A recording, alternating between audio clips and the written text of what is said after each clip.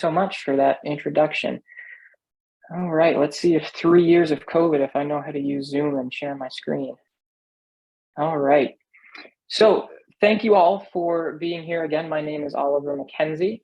Um, just a quick little thing about me. I am currently one of two program directors for Kennebec Valley Community College in Maine. And I still work clinically as a paramedic for Northern Light Medical Transport and Reddington Fairview General Hospital. I am the least interesting part of this presentation, so we're not going to spend a lot of time on this. But thank you so much for taking time out of your day to be here and be part of this. Anytime anybody's willing to listen to me talk for any length of time, I really appreciate it. So thank you for giving me your time. I really hope I don't waste it. Real quick, I'm not being paid by anybody to be here.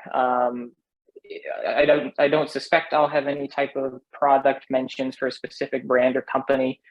If I do, it's simply because it's what I use the most in my current clinical practice, but nobody's paying me to be here. Nobody's paying me for product placements. And my opinions are my own. They're not necessarily that of anywhere that employs me. So if you hate all the things I say and you call them to complain, they're probably not going to care. But I hope that's not the case. So let's dive right in and start. There's a lot to talk about. The focus of today is how do we develop or change our training programs to benefit the employee as well as the organization or the agency, and finding that balance. So let's dive in. So we're going to start with some numbers and some statistics. And I'm going to hit you with a pretty surprising fact right at the start. You may or may not have heard that EMS is in a staffing crisis. I'll give you a second to pick your jaw up off the floor. I'm sorry I broke the bad news, but we all know it's true, right? We all know across our nation, we are really struggling with recruitment and retention and EMS. And that's a conversation in itself. But the two things that I really want to focus on for the purposes of this discussion is how many people we're actually losing during the onboarding process, which is about 20% of new EMS providers that enter the field, join an agency for the first time, and then walk off. That's a huge number. You know, these are people that are making it less than a year, even less than a month in some cases. And that's a number that really should scare us and should concern us and give us motivation to fix that problem. And then on top of that, another 25% of new EMS employees leave in the first year. So, you know, recruitment and retention, of course, is a bigger issue in itself. But if we can look at hitting these two numbers and creating training programs and a training culture and an onboarding process that benefits the employee, we're going to hold on to these new employees a little bit longer. You know, we may not hold on to them forever, but at the very least, we have a better chance of getting them through that first year, which is huge. So we're going to spend some time talking about why people are leaving and how we can fix those problems. But if these two numbers themselves don't make you concerned, let's talk about the cost associated with this. On average, right now, per termination, we're looking at a cost of $6,000 per EMT that come on, start the process of orientation, and then leave, and $9,000 for a paramedic. And I'm sure everybody here knows that paramedics are becoming fewer and far between, and a lot of, at least here in Maine, the driving force behind our EMS staffing are EMT or AEMT level providers. But this is a huge, huge cost of loss that we're not getting anything out of if we don't work to keep these employees here. So if you have anything to do with the finance of your organization, this is something that hopefully motivates you to look at the onboarding process and determine and decide if it is something that can be fixed, because these numbers are huge and they're terrifying. And these numbers can make or break smaller services. I'm fortunate that I work for two different agencies that are owned and operated by hospitals. So the finances for us are a little bit less painful. But if you're in a small community or a small municipality, your organization can't afford these kind of losses, which is the foundation of why we're here, why we're talking about how can we start to fix these problems. And again, recruitment retention as a whole is a much, much larger issue that is its own conversation in itself. So let's talk quick about why are people leaving? Why do we lose so many EMS providers? Why do they decide to pursue another career path or decide that EMS is not for them? So I went around, I covered as wide of an area as I could and started asking providers why they were thinking of leaving or how they felt, what their feelings were around where they work at the moment. And I've asked previous or former EMS providers why they left. And these were some of the common answers I've gotten. And some of them we're going to talk about this afternoon. Others are much larger issues that need to be dealt with on their own. But as I look at this list, I don't see it as this impossible mountain to climb. We can fix this problem. We can correct these and create a culture of improvement and show that EMS is a sustainable career for people and start to help prevent that loss. And we'll talk more about these specifically in a few slides. But before we move on, the ones I want to zoom into underpaid. I know I have to bring up the concept of pay in EMS, and I'm going to beat a dead horse here with, we need to pay more. We need to be paid more. We need to pay our employees more, and connect that to growth opportunities there at the top of the screen. If your employee is trying to improve themselves, whether it's through education or advanced licensure or something like that, that the agency is going to benefit from, they should be compensated fairly for that. And there's a direct correlation with the compensation to the desire to better oneself, right? It's that extrinsic motivation that we all know. So that's one that I think is really important that we discuss too as we talk about this, because I know it's a sensitive topic out there, and we've been saying EMS needs to be paid more, and we need to fix the funding and all of that. I know I'm in those arguments too, but we need to encourage growth, and we need to give employees the opportunities to grow, and we have to compensate them for that. So looking at the rest of this list, we're going to talk about the overwhelmed and the uncomfortable and the rushed all in a little bit. But I encourage you to go back to your organizations, wherever it is that you work, either clinically yourself or are an administrator there, and talk to your staff. What is the feeling within the organization? What do they think? What are their opinions? And what can senior leadership do to fix those problems? We can't afford the mindset of, well, nobody's bringing it up, so it must be fine. We as senior leadership, we as administration need to be proactive. We need to be addressing these problems before we lose people. And we're going to talk about exit interviews and stuff shortly, but I really encourage, take that initiative, take that step to go back to your staff and figure out where the problems are, figure out where the weaknesses as an organization lie, and start to correct them. And that action of trying to fix the problem is going to speak volumes to your staff. I'm sure everybody here has been the victim of the blind or the untruthful promise of, yeah, we're going to fix the problem, we're going to make it better, and then nothing happens. So address the problem, identify it, and try to fix it. And it will do a lot for the culture within your agency. And that brings up this, final point. Retention is a much larger issue than just the training program in itself. But if we can bring these new employees in and give them a really, really strong, really positive first impression of our agency, that's going to be huge. I've worked at a various number of EMS agencies, and I've had really positive onboarding experiences, and I've had really negative onboarding experiences. And at least in my experience, the agencies that I had a really negative first impression with were much easier to walk away from than the agencies that gave me a really positive onboarding experience, than the agencies that brought me in and made me feel like I was part of the team, versus that old adage of, I'll learn your name in 6 months when you make it. So that first impression really, really matters, especially as our workforce is becoming predominantly new EMT providers. This is their first look at EMS as a career. And if it's a negative look, they're going to assume the entirety of EMS is a negative place to work, not just your organization. So first impressions matter. I'll never be able to say that enough. So now let's talk about who our workforce is.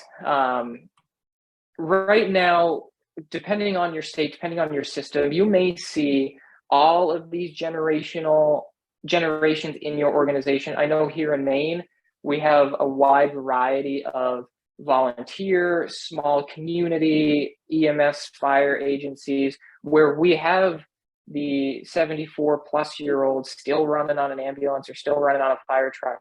And we have the larger agencies that have the Gen Z population, which is our youngest generational age group right now. So you might have a wide variety. You might have somebody from each of these age groups, but I'm going to focus on two for the purposes of this conversation. Not because I want to single them out and ignore the other three, but as we move forward, as we continue into the future, the majority of our EMS providers are going to be millennials and the Gen Z. So I want to talk about their motivation, what we can do to speak to them as a demographic.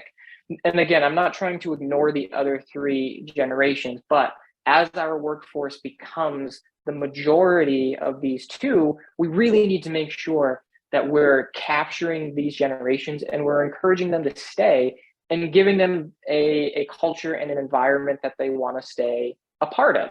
So we're going to look at motivations for these two right now. So millennials and Gen Z.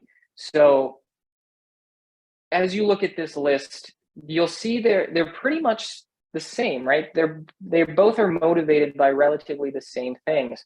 And I'm going to talk about kind of some ideas behind these motivations. And we're going to dive into some of them deeper in a little bit as we talk about creating and developing an orientation program. But these two generations love collaboration and mentorship. They are turned off by the good luck out there, let us know if it doesn't work. They want to have the guidance. They want to have some leadership and have some direction to help them be successful.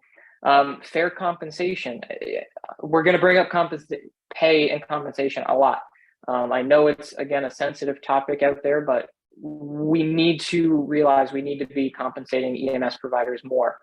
We need to be paying them their value. We need to be paying them their worth.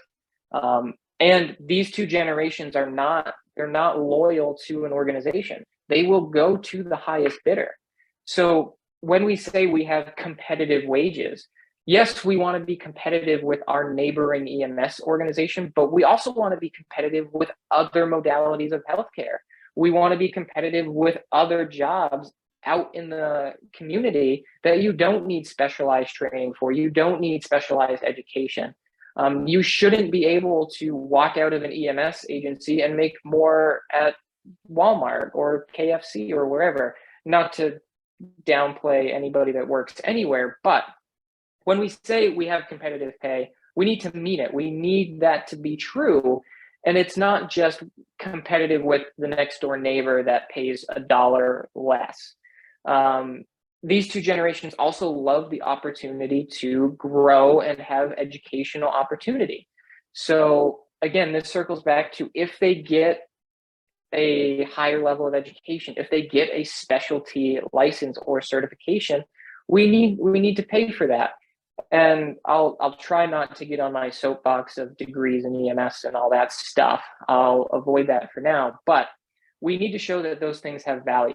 We need to show that if we have a new paramedic that has a certificate in paramedicine but not an associate's degree, if they go and they get their associate's degree in education or in associate's degree in paramedicine, excuse me, there's value to that, and there's compensation for doing that. Same thing if they go on to get a bachelor's degree, or if they go on to critical care and anything that helps them grow as a clinician, the agency is gonna benefit. So we need to compensate that, and that will encourage them to go and do that. I want to talk about flexible schedules too. We in EMS live by overtime. When I was full-time on an ambulance, I lived by overtime. These two generations don't love it. I'm a millennial and I don't like working overtime. I do it because I have to. But we need to be careful. There needs to be a line drawn where, yes, we need to correct the staffing issue, and that tends to lead to being forced to work overtime, or really pushing employees to pick up that extra shift, whether it's 12 hours or 24 hours. But we got to be careful. This will strongly discourage these two generations, and it will cause them to look for opportunities that they're not going to have to do that.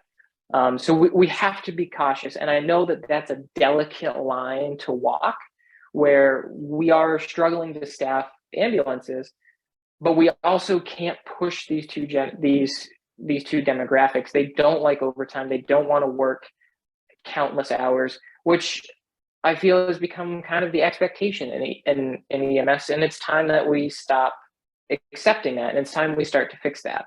So flexible schedules, scheduling with their work-life balance as a priority is huge, and it will go a long way to create a positive culture.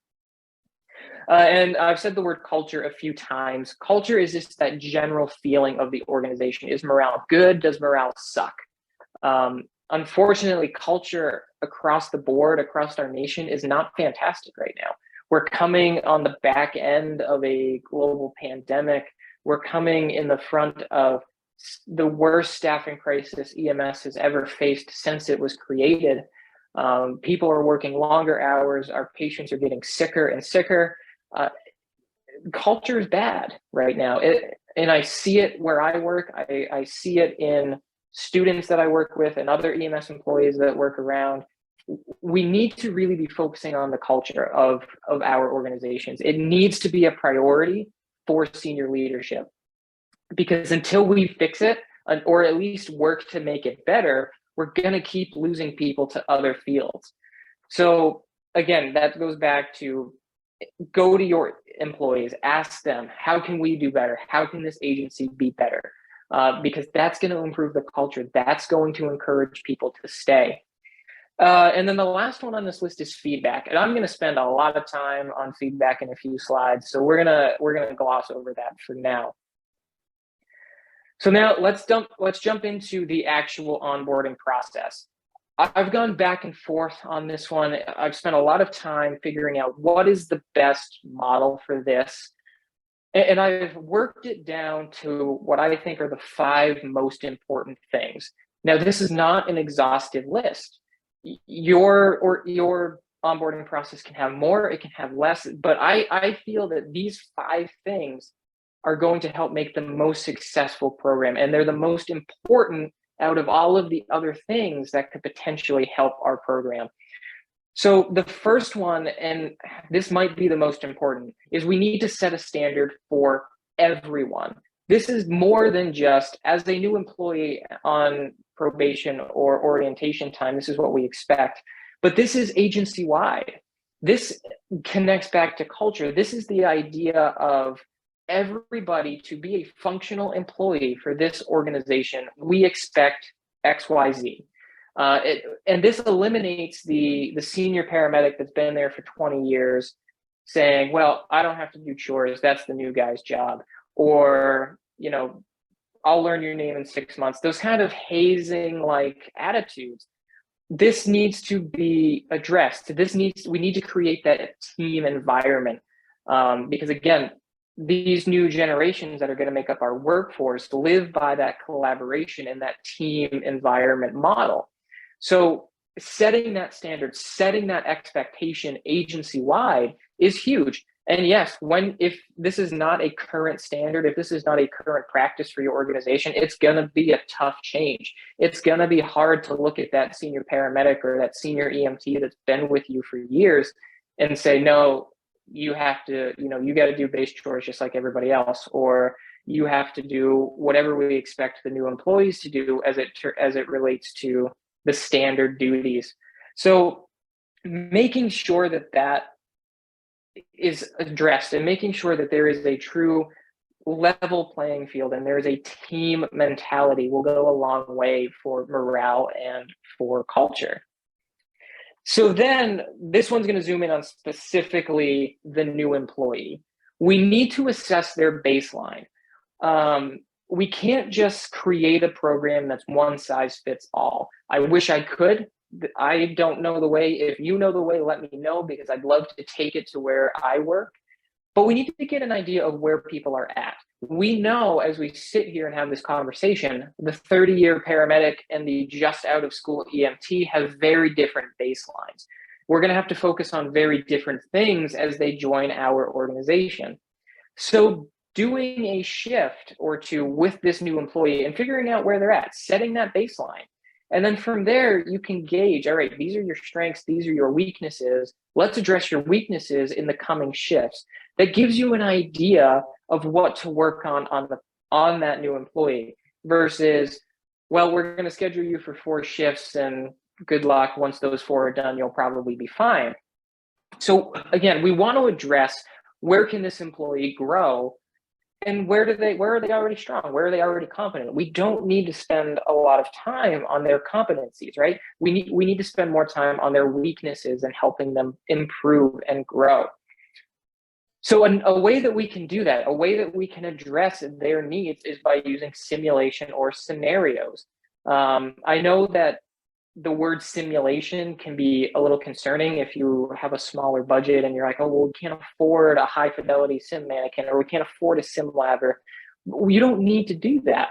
We'd love to guarantee that every new employee as they enter will get a multi-system trauma and a cardiac arrest and all these high level things, but we can't do that, which is where simulation comes into play. And it doesn't need to be a high fidelity sim lab. It can be you pull somebody from the education team or a preceptor or another provider and say, hey, act as a chest pain patient, or you're now a multi-system trauma patient. So we can do the low fidelity simulation and scenarios to help those providers, those new employees, grow in those specific areas. And this is true for new EMTs that are learning the craft of assessment, or for paramedics. It would be great for every new paramedic that walks in the door that we can guarantee they're going to go out and do a crike with a preceptor, so the preceptor can make sure that they're competent in that skill. But we all know that those are few and far between. So this is where simulation and scenario comes into play. And I encourage you to involve your agency medical director, especially with our higher level providers, our EMTs, our paramedics. Bring your medical director in, let them be part of this process. It helps build that collaboration of EMS provider and medical director. It helps your medical director be involved, and it lets your medical director see the staff and work with them and see their areas and provide that high level, that physician guidance and recommendation. So I recommend using this, whether you set everybody is going to do a cardiac arrest simulation or a whatever high acuity, or once we get an idea of your baseline, we can adjust and do simulation or scenario from there. But I think it has to be part of every program. So you can take it back, think about it as what would work best for your organization. Talk to your medical directors and see how they feel and what they would like to do. This could also be a great opportunity to work with your local EMS training programs, whether that's through a college, university, private training center. Maybe there's time for some collaboration. If they've got a sim lab that they're willing to partner with your organization to bring your employees in and do those things, that would be a great collaboration. So the next one, step 4, this is without a doubt the single most important thing we're going to talk about today. And I will never be able to stress the importance of feedback enough. I could do an hour presentation on just the feedback process and why it matters. But we need to be giving feedback. We are really bad at giving feedback in EMS. And for the most part, once we become licensed providers and we're working on a regular basis, we don't hear a lot of feedback. We might hear the good job on that really complex patient, or we tend to get feedback around our documentation, which is good, but that's it. And we can't afford to not have feedback. We need feedback. That's how we grow as providers, not just new employees, but everybody. So we need to be sure these employees are getting consistent feedback. Now, this feedback needs to be specific, something that they can work on from call to call. I recently joined a new agency, and was on an orientation shift a few weeks ago. And the only feedback I got was at the end of the shift, and it just said, "Great work," which great. I did a good job, but I don't know where I can improve.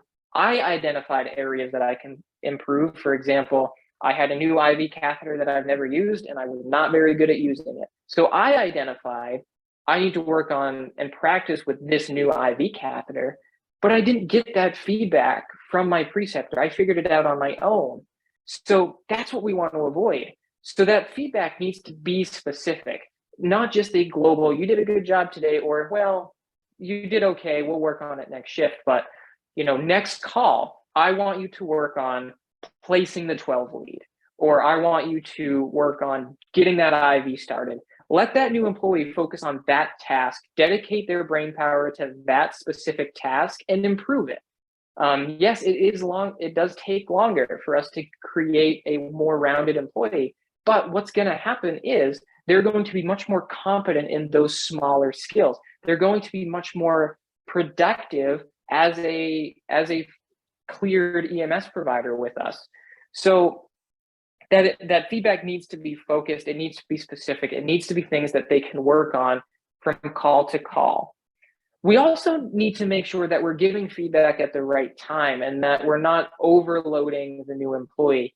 If they're a brand new provider to EMS, this is their first patient care experience, and we come out of a high stress, highly critical pediatric call or trauma call or cardiac arrest, and they're clearly affected, they're clearly stressed out about the incident, that's not the time to critique their clinical performance, because they're already probably second guessing the things they did. They're probably already putting some blame onto them, right? It's that classic stages of grief that we all know. That's not the time to say, "By the way, your IV skills suck," right? That's not the place. That's not going to be well-received feedback. It's going to lead to a negative outlook on the program as a whole and the organization. So make sure it's the right time. And if you've got an employee that's just been part of a high acuity situation, make sure they're okay. Focus on that mental resilience first. Address that. Make sure they have what they need to be psychologically and mentally healthy. Once that's addressed, then we can discuss specific clinical feedback, but it's not going to be received. They're not going to benefit from it if we don't address that acute stress reaction. So again, making sure it's the right time. And then the last part of feedback is we need to make sure our preceptors are getting feedback. Think about your orientation programs right now. Your preceptors, I'm sure, fill out feedback forms. Do your new employees, do the people going with your preceptors fill out feedback on them? Do we identify areas our preceptors can get better? Or once they're deemed a preceptor, we send them on their way and assume they're going to be perfect every single time? Unfortunately, the answer is probably we don't have a huge amount of preceptors that get feedback. So giving our new employees or our students or our job shadows, whoever's riding with a preceptor, the opportunity to critique that preceptor is really important. And that's how we can have our preceptors improve. That's how we can identify our areas of weakness. I precept often, and I'm not perfect, right? And I try really hard because I try to identify my weaknesses. I'll ask my new employee or my job shadow or my student, "Hey, how am I doing? Is there anything that I can do better for you?" And if they're like, "Well, you explained this and I'm not getting it," either I'll try again or I'll find somebody else. But there's a lot of self-accountability in that we don't see a lot of. So getting that feedback on your preceptors is huge. And we're going to talk about preceptor teams and preceptor growth in a few slides too. But feedback needs to go both ways, and feedback is so important. So the last step is setting a clear and reasonable timeline. This one's tough. This is a hard balancing act. I understand we want to get people cleared, we want to fill the shifts, but we can't sacrifice somebody's orientation program for the sake of filling an empty seat. But we can't have somebody on an orientation program for a long time. So my recommendation is set a minimum time. No matter what, you have to do X number of shifts, and then set a cap in 4 months or whatever time you feel is appropriate for your agency. In 4 months, we're gonna see where you're at and either clear you or give you more time if you need. So again, that's specific to your organization and what that timeline looks for you and all of that. So how do we decide, okay, you need more time, or you've exhausted your efforts, we're not going to give you more time, it's time to part ways and let the employee go? We need to be measuring growth. So how can we do that? How do we measure if the employee is improving? One, we do that through feedback, and two, we need to do it through measurable objectives. And I'm sure everybody here is familiar with measurable objectives, but it's that global idea of specific things that we can track. You did this better today than you did last week.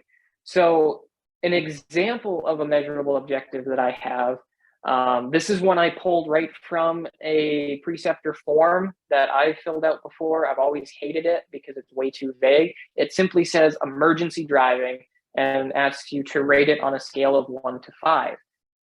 That means nothing.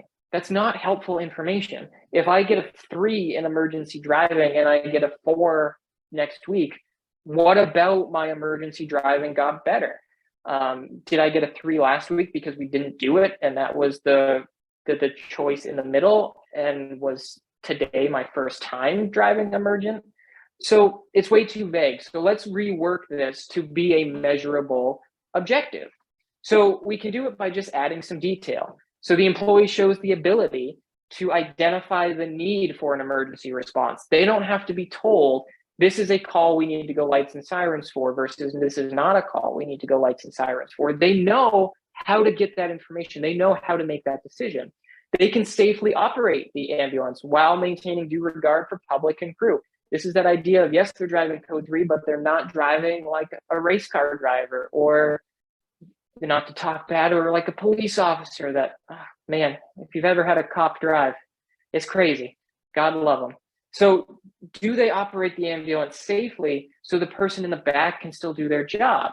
And then do they identify the need for priority transport from a scene? Are they able to identify this is a critical patient or this is not a critical patient? And let's say that's the area of emergency driving they're weak on. That's something that can be dealt with back on step 2 of simulation, right? Give them critical patients. Have their focus be identifying, is this a critical or non-critical patient? So go back to your orientation process. Look at your feedback forms and your preceptor forms. Is there objectives on there that are too vague? Is there anything that can be more clear? And this also helps show the employee, all right, I need to know these things. So I encourage you to go back and look at your forms, look for the areas of growth that these objectives can become more measurable. Okay, moving forward. Preceptors. I'm going to spend some time talking about how do we choose preceptors, what makes a good preceptor. And again, just like deciding those top 5 parts of an orientation process, I had to narrow down what I felt, and I talked with a lot of others in education about what makes a good preceptor, and I boiled it down to 4 major things. And again, there's certainly more that make a good preceptor. These are just what myself and others that have worked with me identified as the four most important. And the first one is that best practice is their standard. This is the person that doesn't just turf down a call that should be an ALS level call because they don't want to write another run report. Or it's not the person that says, well, you've had chest pain for 3 days, so I'm not worried about doing a 12 lead. They are constantly striving for best practice. They're constantly striving for best possible patient care. And it's the small things that matter, right? So finding that person that their best practice, that's their goal every single patient encounter, that's somebody that is a good preceptor, because that's going to trickle down to the new employee. They're a role model. They meet all of the values and the mission statement of your organization, and they do the small tasks that are often forgotten. I'm going to be the bearer of bad news again and say, I'm sure we all know an EMS provider that does not fully clean the stretcher after every single patient encounter. I see it. I'm sure you all see it too. That's not acceptable, right? Because that's the habit that will form if our new employee is working with somebody that takes those shortcuts. So the role model is somebody that, it's the small things that matter. They decon that stretcher every single patient. They fully decon the cardiac monitor and the cables every single patient. And those kind of small things that really matter in the long-term patient care. They encourage people to grow. They look at areas that they themselves can grow, and they help other employees grow as well. This can be done in many forms. It can be a debriefing after a high acuity call. Hey, let's talk about that call. That was really high stress. Let's talk about how we did. Let's talk about how we can do better, right? Small things like that. These don't have to be major things these preceptors are doing, but it's the small things, right? And then they're patient advocate. That will never not be important, right? We need to encourage patient advocacy 100% of the time. And we need to make sure that people that are precepting are patient advocates, right? So identifying the preceptor that really emulates these four qualities is going to give you a good preceptor. But now we have a preceptor, we need to be careful not to create preceptor burnout. This is huge. I've seen it. I've been a victim of preceptor burnout. I was a full-time preceptor for 3 years before I got into the full education side of things. And I had a student up to 16 hours a day every shift. And I love working with students, but it gets tiring. It's stressful. It's a huge strain. So we need to make sure we're not really pushing our preceptors into the ground. First way to do this is don't force somebody who doesn't want to be a preceptor to be a preceptor. If they say, nope, I'm not interested, it's not for me, I don't want to, don't make them. If you force someone into precepting, it's going to make their shift negative. It's going to make the new employee or the student shift negative. Never force anybody to be a preceptor. If we have a preceptor call out and somebody that's not normally a preceptor is willing to pick up the student for a day, that's one thing. But it would be better to not have that student come in for that shift and say, I'm sorry, we've had a call out, we'll bring you in next time we can, as opposed to, you're going to work with Jeff, for an example. Just a fair warning, Jeff hates students, so he's going to be a little annoyed. That's just going to be a miserable shift for everybody. So if they don't want to be a preceptor, don't force them. So, and then we need to make sure we give preceptors breaks, right? If somebody's precepting a student or a new employee every single shift, they need some time to not do that. They need a few weeks to be able to just be an EMS provider, focus on them and their partner without always watching over somebody, because it is a lot of extra work to do it properly. So we need to make sure we're giving those preceptors breaks. And then finally, we need to make sure we're compensating preceptors well. I asked around to a lot of organizations, and what I heard the most was preceptors get about $1 more an hour. If you're working a 12-hour shift, that's $12 extra. That's not worth it. That's not fair. We need to be compensating our preceptors fairly. And I encourage you to talk to your preceptors and identify what they feel a fair wage is. And doing that before you have a mass exodus of preceptors. And then the next way to help eliminate preceptor burnout is to communicate with your team. So communicate with your preceptors. on a regular basis. There's a lot of benefit to this. One, it helps talk about the new employees or the students, and it helps everybody be on the same plane in terms of, oh, new employee X needs to work on stair chair operations. So now everybody knows that, everybody can help that new employee. It also identifies if there's any personality clashes. Hey, I was working with this new employee. He's doing okay, but our personality, we're not doing well together personality wise. I think we need to shift him to a new preceptor. And that kind of communication really helps prevent burnout. It helps make sure everybody's on the same field. It helps all the preceptors know what's going on. And I encourage you to invite senior leadership. They should have a stake in this too, because it does, as we talked about, correlate directly back to the financial status of our organization. So invite senior leadership, have them be part of these conversations. This is also a good time to talk about compensation and talk about the workload. Hey, what is a reasonable amount of shifts for you to take a rider or a third until it's time for a break? So that communication is essential. And it's also a great opportunity for preceptor professional development. Those of you, at least here in the state of Maine, for any of us that hold instructor coordinator licenses, we need to do continuing education hours to maintain that. This is a good opportunity to address that need, right? How can we do better? This is also the time to look at the feedback on preceptors and feedback on your program to say, all right, how can we do better? And if we have a new employee that doesn't make it, that should be a big deal. That should be treated with the same level as a sentinel event at the hospital. So-and-so didn't make it through orientation. Why? Did we fail them or did they fail themselves? And having that open communication is so, so important. Okay, we're getting near the end. I know I can just talk for days if I don't keep an eye on the time. So let's talk about, we've had an employee not make it to the end.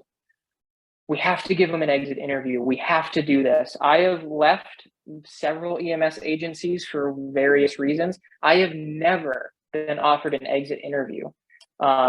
Some EMS agencies I've left from culture and negative outlook reasons. Others I left just because geographically it wouldn't make sense to work there anymore. But especially if we don't have somebody make it through orientation, we need to talk to them, and we need to figure out why. Where in this program did you fall short? And this, again, it can be an employee problem. It's not always they didn't make it, our program failed. We do have to put accountability on that new employee, but we need to first make sure we can. Did our program fail? If so, how did we do it? And this could also, if we address those needs, it could bring an employee back, right? It could help us have that conversation of, we didn't realize this was happening. Let us fix it and make this better for you. So if somebody is going to leave, make a point to hold an exit interview and figure out why. And this is true of every employee, right? This goes back to that culture. If we're losing employees on a regular basis, why? What's the reason? So we can address it. It's so, so important. And again, I've never been offered an exit interview whenever I've left an EMS organization, and it's disappointing because it's just an opportunity for the agency to get better as a whole. And we as leadership, we need to be okay with hearing that we're not doing a good job. We need to be okay with hearing our programs have missed the mark. And our goal should be to do better, right? We should never take that criticism personally. We need to use it as a tool to grow and to be better as individuals and be better as organizations. So finally, that brings me to the summary. I've thrown a huge amount of information at you relatively quick. I want us to have time to have some discussion and ask questions if you have any. But these are the main things I really hope you take away from this conversation is, if we're losing employees rapidly, we need to figure out why, and we need to create solutions. And nothing is worse, nothing hits morale harder than, hey, we've heard you, we're gonna make changes, and then those changes never happen. So transparency is important. Hey, we hear you, we hear your concerns, we're gonna work to do that, and then follow through. Identify what motivates your staff and play into those motivations. That's going to be huge. It's going to create that team mentality. So identify that, and you can just ask, hey, what will it take to make you feel better here? What will it make for us to be a better organization for you? And then develop that baseline, and be willing to adapt your program to adjust the needs of the individual.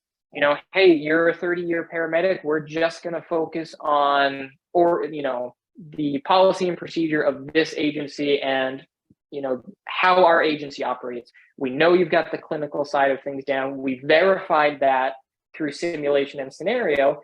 Now we know where to focus your efforts. Or you're brand new, you've never done patient care. All right, we can work with that. We know what we need to focus on. Don't facilitate preceptor burnout. It's preceptors are a hard thing to find, especially, you know, in the state of things of our staffing crisis. We need to make sure we take care of our preceptors, give them time to relax and rest, and we've got to compensate them fairly and let them decide what that fair is. You know, it's got to be a give and take. And then feedback. Feedback will never not be important. Make sure feedback is going in both directions. Make sure it's constructive. And again, make sure it's at the right time. If you've got a new provider or any level provider that just came from a high acuity, let's say there was a pediatric death, now is not the time to critique their pediatric IO ability. You know, let's focus on that mental health and that resilience. And then we'll circle back to clinical feedback as it's appropriate. And then the last point, which isn't on here, but, you know, I think it's important, is involve your medical director. Bring them in as part of this. Let them meet your new staff. Let them have conversations. One of the new places I just joined as a paramedic, they require all paramedics to go through an interview with the medical director. That's huge. That's great. It helps me know who the medical director is. It helps me know what their priorities for the organization. It's so, so, so important. Deep breath. Okay. That's really what I've got. So now I just want to say thank you to these three on this list, Eric, Heather, and Ed. They were a huge part of helping me put this together. I'm not normally a PowerPoint person. I'm more of a chalkboard writer kind of guy, but they really helped me put this together. So thank you to those three for that. Thank you again for being here. You just listened to me talk for 48 minutes, which I know is painful. I really, really appreciate it. If you have any questions, if there's anything I can do to help, if you want to hash out anything I've talked about, please send me an email. I'd love to chat. And that brings me to the end. So now if anybody has questions, concerns, anything, I'd love to talk and love to talk through ideas. I'm going to try and not unshare my screen here, but I can't find my mouse. There we go. I see one to the Q&A. Oh, suggestions for talking to command staff who do not understand Millennials. That's a great question. Involve your human resources department, whether that's something that your agency holds or like everywhere I work is through the hospitals. Involve them. This is their ball game. Bring them in, have them help develop a plan with your staff. At all levels, the younger generations, the older generations, and HR is going to, the human resources team are the experts on that. So I would refer to them and have them help you develop a plan. Retirement, mandatory yeah, absolutely. The younger generation is not thinking retirement yet, and I'm guilty of it too. I'm a millennial. I apparently have a retirement program, but I've not spent a lot of time thinking about it because I'm more focused on the day-to-day or the week-to-week paycheck. So, yes, retirement packages and stuff like that are great, but we need to make sure that's not the only thing we're using to bring in those new employees. How do we get more females as preceptors or even in leadership? This is a male-dominated field, and I feel like we can't keep employees. You're absolutely right. I wish I had an answer. I don't know if I have an answer to that other than find those females within your organization, or if you don't have any, which I'm sure is the case at some places, find females from other organizations that have been doing this for a long time, that are in leadership positions somewhere else, and bring them in as the experts.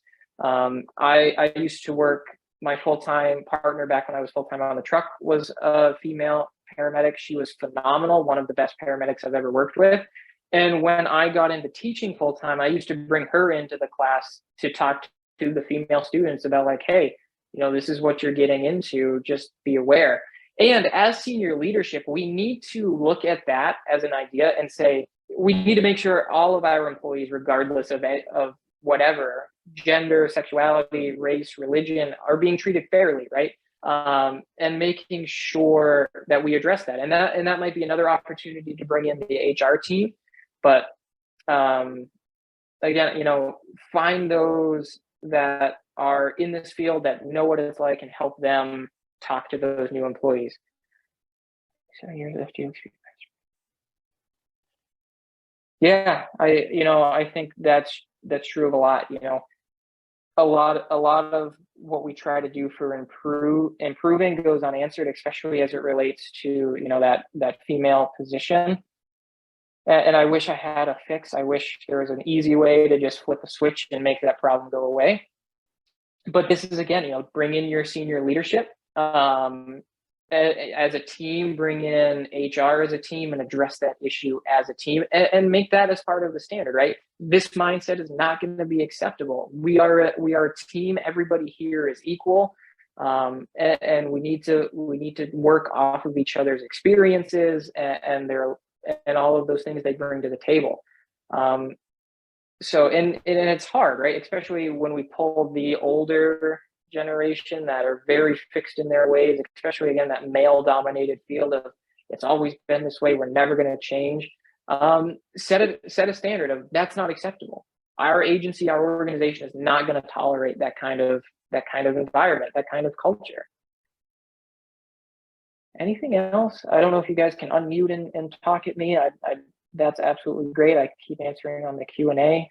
Whatever you got, I will pretend that I can come up with an answer. I'll certainly do my best.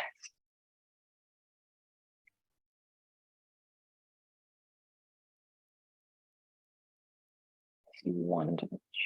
Oh.